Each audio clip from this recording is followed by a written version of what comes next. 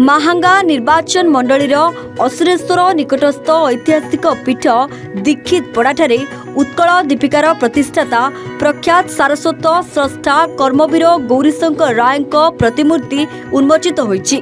एही प्रथिज्यसा क्रांतिकारी पुरुषंक 186तम जन्म जयंती रे मुख्य अतिथि भाव विधायक शारदा प्रधान जोग देथिले।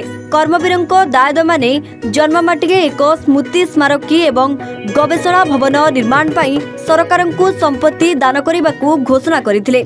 आम माटीरे एही अमृत कृतविद्य संतान को आदर्श रे अनुप्राणित हेबाकू विधायक आह्वान देबा सह स्मृति पीठर उन्नति पाई सरकारी स्तर रे समस्त सहायता जोगाई देबाकू से प्रतिश्रुति देथिले।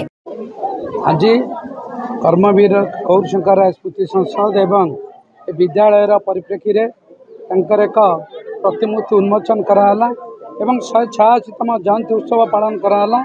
आज सबुठ गुरुत्वपूर्ण है जे तांकर दायात तांकर वंशज तांकर बासगृह को ओडिशा सरकार को दान करदेवे एवं सरकार ये गोटे संग्रहालय करके एक ओडिशार विभिन्न भाषा साहित्य संस्कृति जो माने बंचा चेष्टा करुँचे से गोटा पाठ पढ़े ये रिसर्च करेंगे से गोटा लाइब्रेरी खोल से परिवार को धन्यवाद दूची एवं अंचलवासी की सरपंच समिति सभ्य जिला परिषद को एटिकार बीओ महोदय को एडमिनिस्ट्रेट को एवं छात्र छात्री मानू ए ग्रामवासी मानू जहाँ प्रचेषार 186तम जयंती उत्सव पालन करा जी ओडिया भाषा को एवं ओडिशा का भाषा भित्तिक राज्य कर प्रचेषा जहाँ उत्कल दीपिकार पृष्ठपोषकों प्रतिमूर्ति उन्मोचन सह विभिन्न कार्यक्रम करुँच तेणुक धन्यवाद दूँ।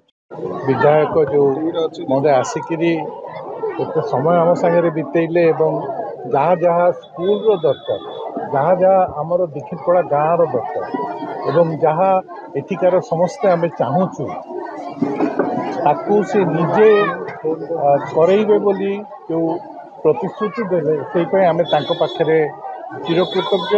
आम आशा करुचु जे यही जगह यही भली आउरी एमती फंक्शन हम एवं संग्रहालय एवं लाइब्रेरी हेले आम गाँव आउरी भविष्य गौरीशंकर।